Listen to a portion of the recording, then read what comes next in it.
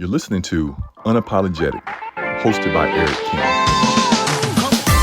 Welcome back. Unapologetic with Eric King on WOVU 95.9 FM.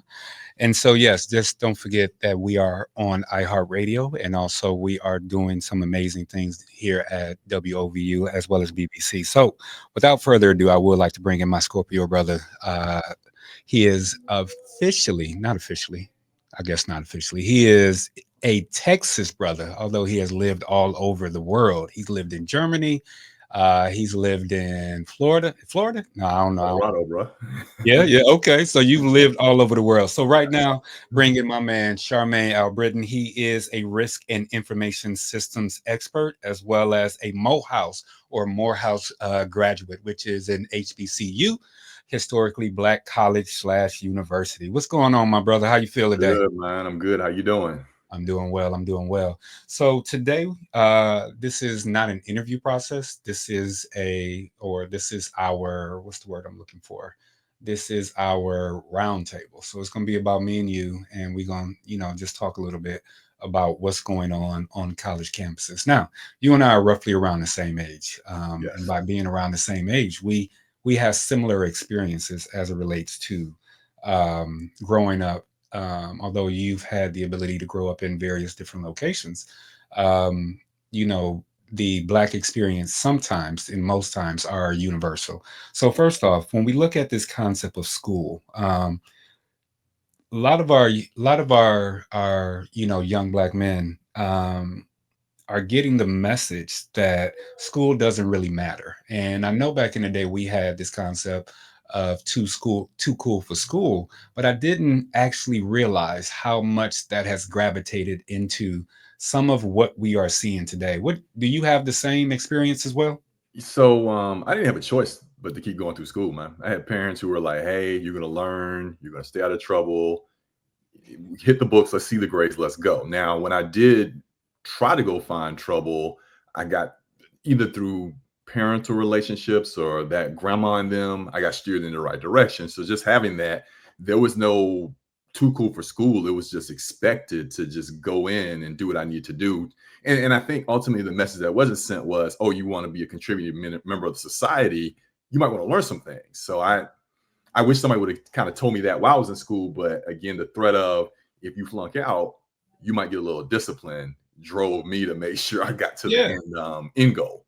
What was your reasoning for going to school? So, like I said, during that first, before we did our mix, my reason for going to school was to join fraternity. In all honesty, I watched the BET Step Show, and that Step Show, for the most part, gave me a reason to go to college. Because I have to admit, prior to that, I wasn't too sure I was going to actually graduate from high school. I mean, I've told those stories, once before, but prior to that, I wasn't too sure I was going to, graduate from high school.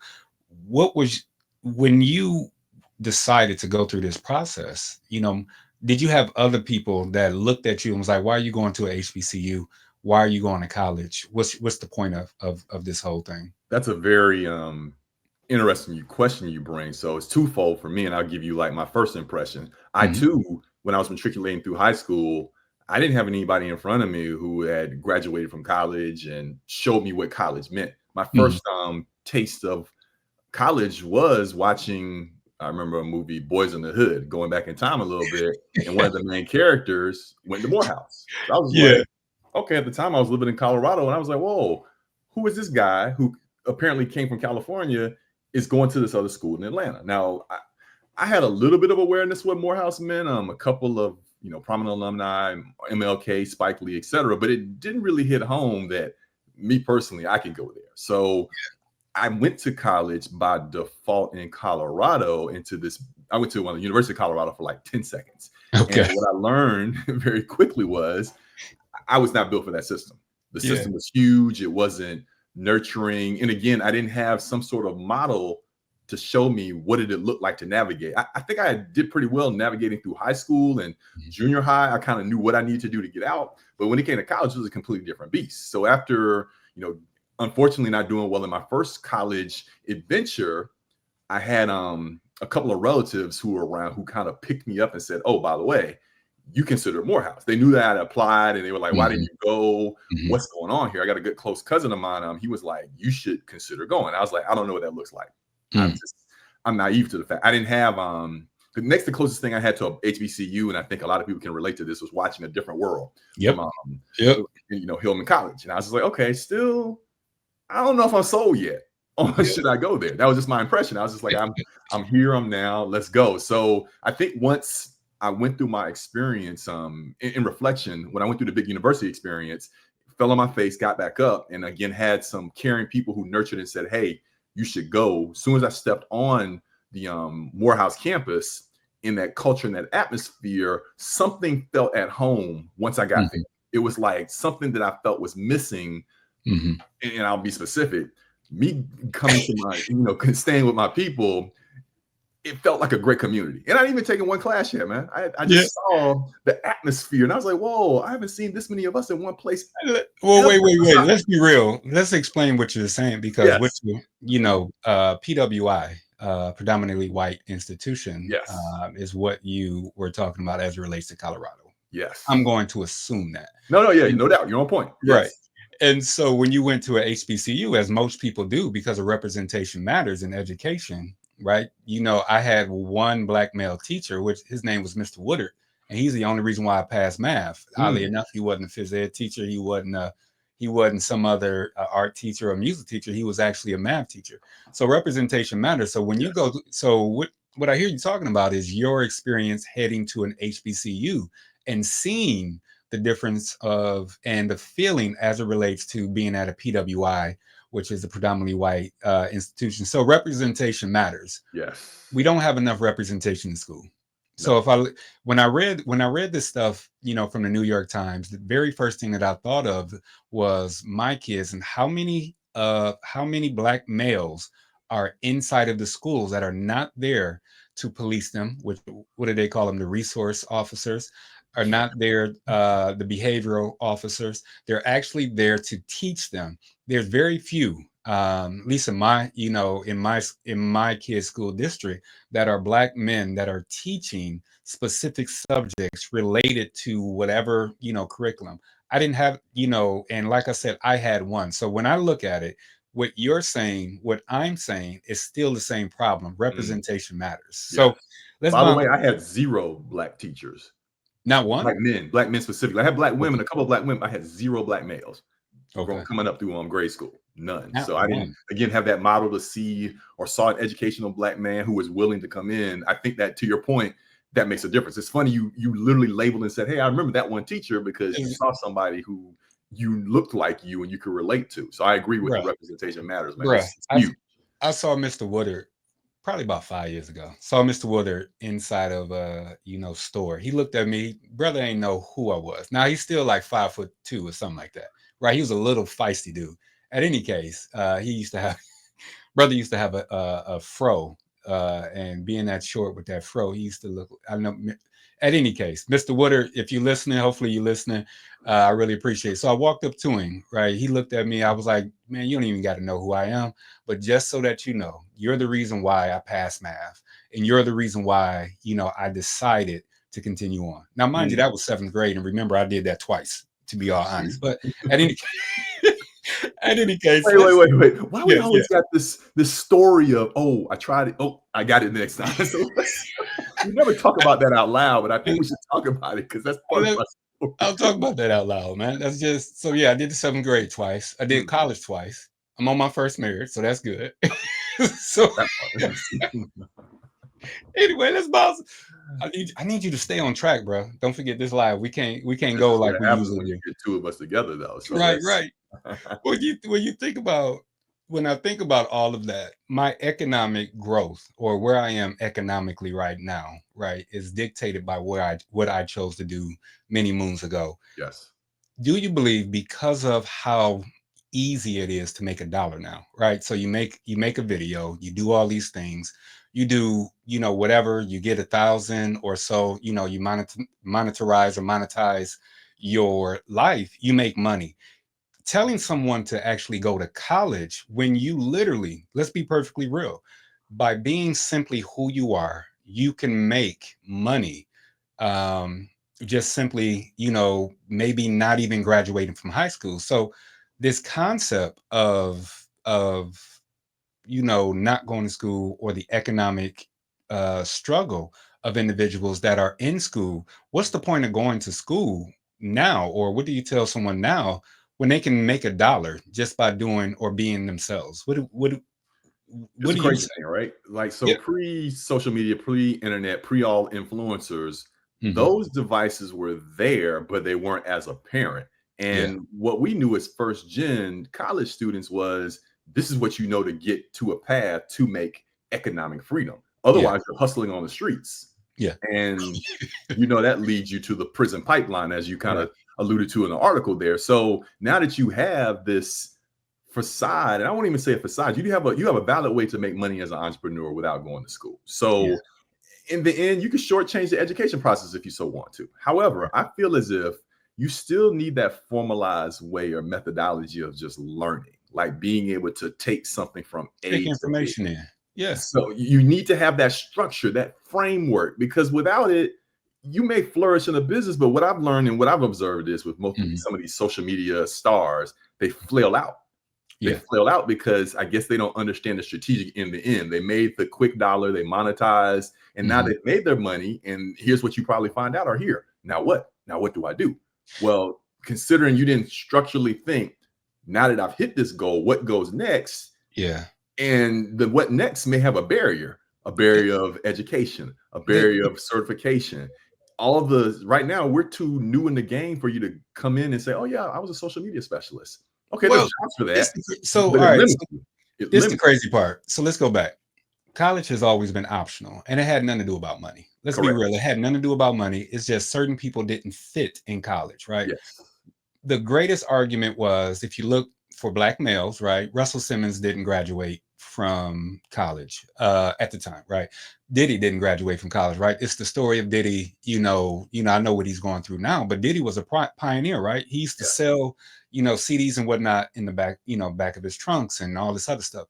It was more about a hustle than it was. And even if you go outside the, black community, most of these social media moguls, quote unquote, right, didn't actually graduate to Harvard, Correct. from Harvard. They went to Harvard, but they didn't graduate. Yes. When we look at the economic concept, is I think what we've actually done, we've replaced, right, the we used to look up to sports figures. We've replaced sports figures with social media moguls, as well as social media influencers, stating Yes. that I can do that too, which means I can go make money.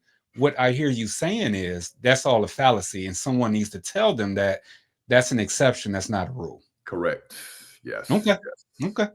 So from your standpoint, when you have a daughter, I have two sons. Your daughter bring home someone, and their plan is, I'm just going to do all this stuff, and I'm gonna get a bunch of likes, and I'm a monitorize and monetize my behavior. What you gonna tell your daughter? That cat might not even get through the door because No, but for real. she has and let me frame that real Yeah. fast. So she Yeah, has go ahead. two parents who are college educated in front of her. And we've Hmm. already set the expectation that she's going to be college educated regardless. So whether she wants to or not, she's going to matriculate through college because again, we want her to have that base framework and the Hmm. ability to go in and contribute to society, potentially make income off of a particular skill set. If Okay. she meets someone who has a hustle Hmm. mentality, I'm Hmm. just going to ask a couple of questions. Okay, so after your hustle is done, what is next? And again, I'm not, so let me be clear. Yeah. College, you hit it earlier. It may not be for everyone. It may Yeah. not be, some people are not disciplined, structured, consistently. They just may not get through it. Okay, so the next question is what's your trade? What are you doing to bring in Right. consistent income? Because in this society that we live in, Hmm. capitalistic, I mean, let's be Hmm. clear, you got to have income because their expenses are not going away. What are you doing consistently to make you stay afloat? So I'm gonna segue briefly about That's a those. better argument, though. Yeah, yeah. So Is that? and that's the thing, right? That's the thing. So you hit it on the nose when you talked Yeah. about you see these North Stars, like Yeah. these NBA artists, these the Mr. Beasts of the world. Hmm. Okay, what we don't see is all the hustling they got to do to keep the lights on, all Yeah. the things they got to do to replace maybe that potential educational background they could have had to make better decisions. Now they surround themselves. I think what I found is some people even surround themselves with people who are educated to help them make better decisions. Go So back. was it? And again, you Yeah. think about Diddy, you think about the Russell Simmons of the world, entertainment specifically. You can LeBron. somewhat get away with Right. getting that bag, but as we see, Yeah, that it light don't even goes out. And go when that back. light Go goes back. out, then what? So the one thing that I didn't want to bring up in this moment, or with this, is a comment that someone has made that if are you grooming your daughter or your son to date someone outside the race by bringing in this concept or this mandate that you need to go to school or you need to go do A, B, and C. If less black men are in college, we send in because I have a daughter too, right? My daughter's just a little older than you. Yes. And the question was, it was a real question, was, are you setting your daughter up to date outside the race? Because if you want them to have an equally yoked individual or equally yoked partner, they may not get that in the ivory towers, so to speak. I'm gonna tell you what I said to that. What's your thoughts on that? So that's a valid point you bring up and observation. Mm-hmm. I'll have to. So, to me, Mm-hmm. if you put your child in the community of affluent Mm-hmm. people of color, it's just strong. It strengthened the possibility of her finding like a black man Right. going is college educated. Now, if you don't have that exposure, that capability, then yes, they probably will. If, by the way, the baseline is I need you to find somebody educated. That's the kind of the expectation, right? It's kind of like that means they're going to go look for somebody maybe outside of the race is highly educated, perhaps. Yeah. It's a strong possibility. It got hot. It got hot in here. They didn't turn the heat up on me. But yeah, when I thought about the question, I said it's a valid. I'm not sure. I had to admit, I was like, I'm not sure how to approach this because my wife, who's black, has X amount of degrees. Although I'm highly light skinned, I'm also black, and I got quite a few degrees. Man, keep that colorism out of here, man. We all. In the sense, you may or may not, they may or may not bring home someone. If they meet someone in college, if we send them to college, they may or may not meet someone of the same hue as them. And is that something that, we perpetuate? But I didn't necessarily have an answer to that other than, okay, I see your point. I don't have an answer right now. Right. She's 12. So we'll see.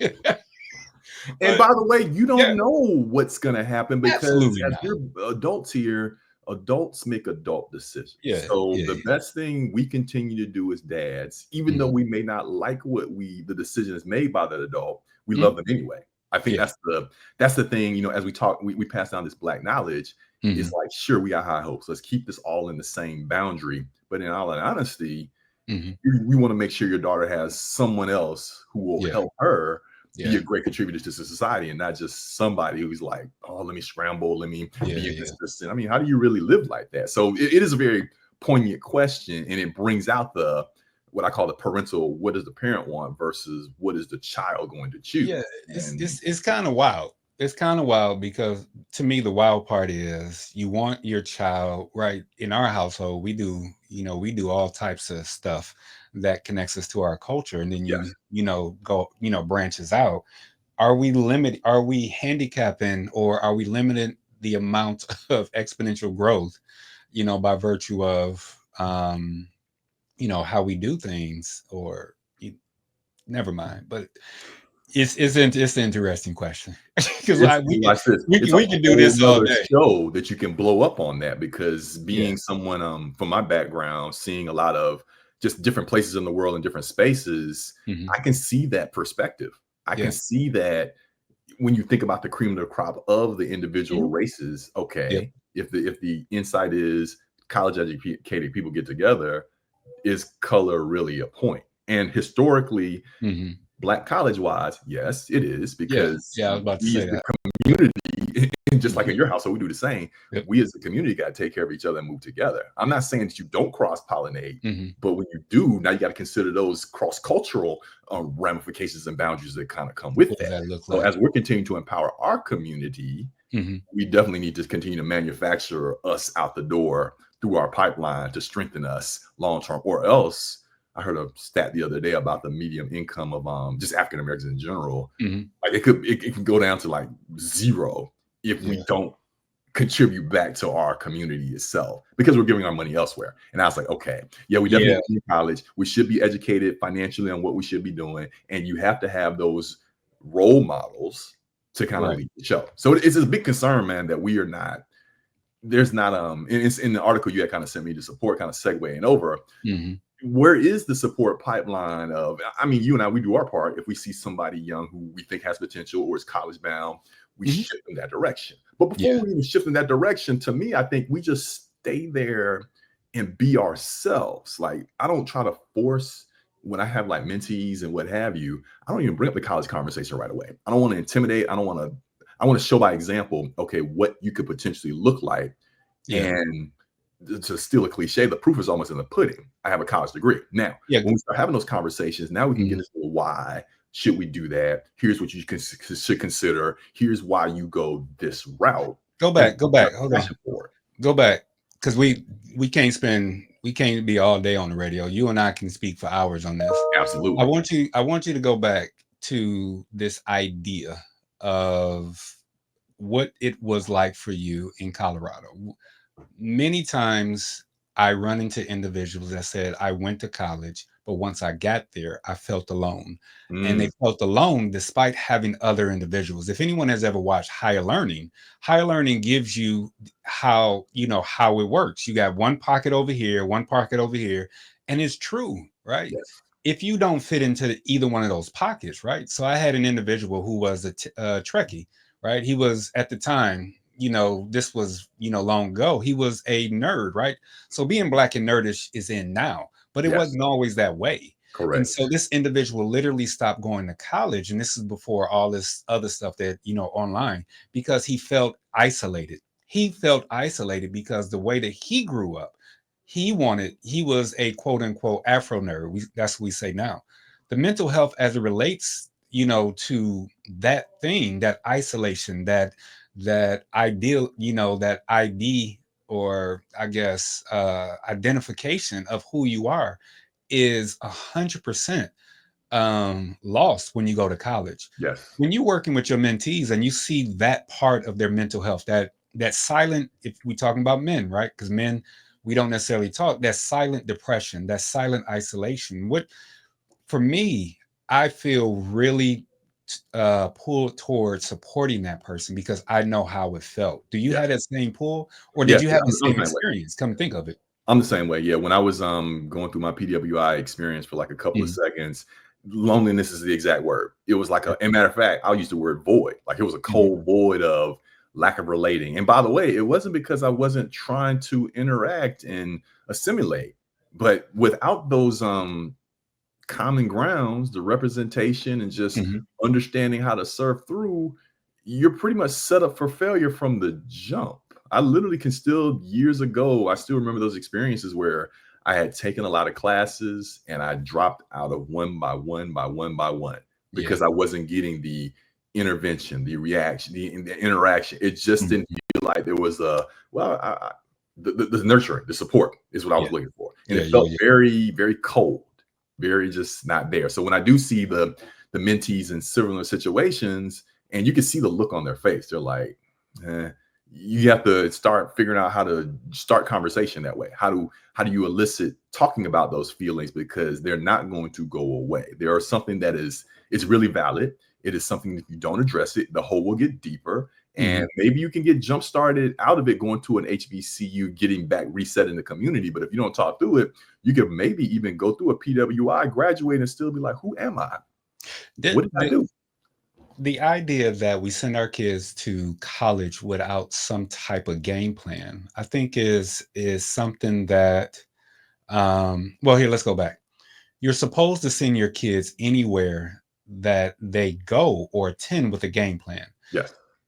When Whether you go to a PWI or you go to a HBCU, the concept is, what are you going to do there? Yes. And that is where the parental intervention happens, that I don't think is happening enough, to where we're not having those conversations. I definitely didn't go to school, and so why? So I can make make money. The context or the thing that you're supposed to do, go to school so that you can do this, so that in 5 years you can make this amount of money. Yes. When you give context, no matter whether you go to a HBCU or PWI, that's where it matters. It doesn't matter in the direction just to go, and it also doesn't matter, let's be honest, in who you date. The context is date who you date and who cares for you. We Yes. hope that they're of people of the same hue. What's Yes. your thoughts on that? Correct, correct. Yeah, you're on the money right there in terms of like having the plan of Hmm. attack, getting advised or guided on the plan. Because I Hmm. definitely had, I remember my undergrad experiences when I was at Morehouse. I had that what I call post semester check-ins with my Yeah. relative. How are you Hmm. doing? How do you feel?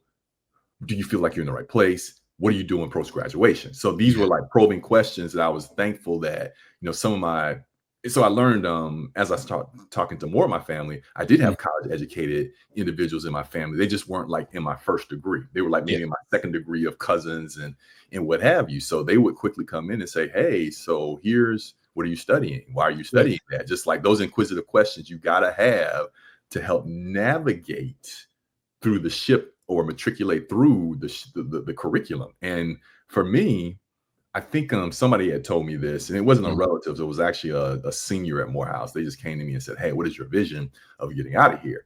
And before I Mhm. can even answer the question, they said, "You should envision yourself getting that degree and walking across the stage." And I was like, Y "Okay."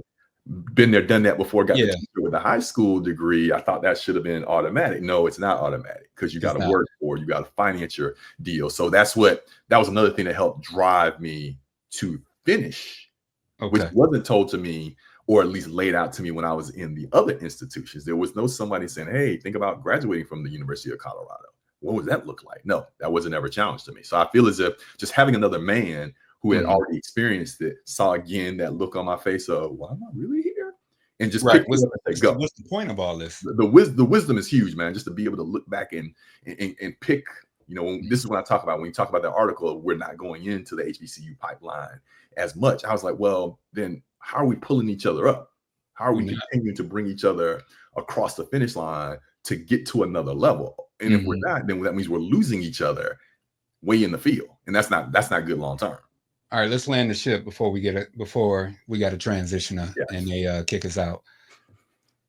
In the beginning, I spoke about my 17 or 16-year-old self, of what I would say. So if I could go backwards and talk to my 17-year-old self, the very first thing that I would say is, 1, no matter where you go, figure out what you're going to do. And what I mean by that is not, what you're gonna be when you grow up. Is figure out what you're going to do to make your for one, to make you happy. Yes. Second thing I would say is you're going to fail. And the third thing that I would say is find someone when you are at a low point in your existence that you can totally take off every mask and be yourself. Those Mm, are the three things that I would tell my 17-year-old, because that second point, although I laugh about it and we laugh about, I've done multiple things multiple times. And in reality, I have to be perfectly honest. Joy and I have been together for 20 years. We've probably had at least 4 marriages, within that 20 that's years. it. Right. So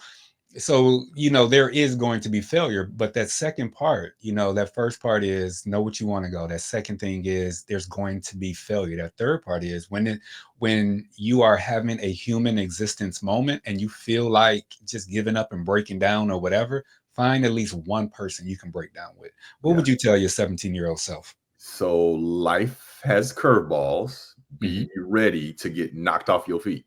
Okay. And to your failure point, once you get knocked off your feet, first thing you want to do is just stand on up and be like, Yeah. okay, I got knocked off my feet. Do not lay there. Do not stay there. Do not marinate and get all into it, because the more you do that, the less you move forward, Okay. which is my Okay. second point. What is your to your earlier point? What do you Yeah. like to do? Yeah. Yeah. And once you know what you like to do, how can you do it long term? Yeah. Because How in can the you make end, money you from can it? you can do what other people are doing and emulate that and think Yeah. yeah, this is what I want to do. No, no, no. In your heart of hearts, you have to have almost what I call a self meeting with yourself and saying, okay, what is it? Now, Yeah. I'll make this easy for people who are like, man, I don't know what I want to do. Okay, do this. Think about when you were a child. What brought Yeah. you joy? Yeah. What made you happy? 4-hour work week. What did you Read that book. Yeah. Yes. Yeah. What did you do? Now you Yeah. can come back and answer that question there. And then from there, it goes back to my earlier point, it's just a rinse and repeat. Just be Mhm. prepared. Be prepared for Mhm. the unexpected. I Have got you. patience and be prepared. That's what I tell myself. Because again, those facets there will help you maneuver through the Mhm. curveballs of what life throws you. And failure is failure, like you said. Failure And failure gonna I don't happen. think you really succeed Yeah. until you fail Yeah. several Yeah. million times. Yeah. Yeah. At least 15. At least 15. Or 20. All right, let's jump up out of here so I can get to our next segment. Yes. So for those that don't know, if when you go to YouTube and you start one of my videos, he's the voice that you hear on my videos. He also does some great job with sounds and beats. So tell the people where you can actually meet them, or they can meet you. Yeah. So for those who want to come out, and we'll make sure this is in the socials, come out and find me as Hal Electronica. That is my moniker that I go through. And again, as my brother King Toad said, I use my voice for like voice drops. I help people out, as well as I like to drop some beats in the background to get your day going from a study perspective. If you need something to just kind of get you through work, and more importantly, if you just got to relax and just chill, I got you there too. So I look forward to those supporting, coming in. And again, these are just great conversations to have. You want to pick my brain, DM me, and I'll be like, look, let's kind of talk about it, preferably over a beat. But that's Yeah, just I how was about to say that. But all right, man. That is the Morehouse graduate. And he's also a risk and information system expert. We didn't even talk about how there's a lack of black male representation in the IT space.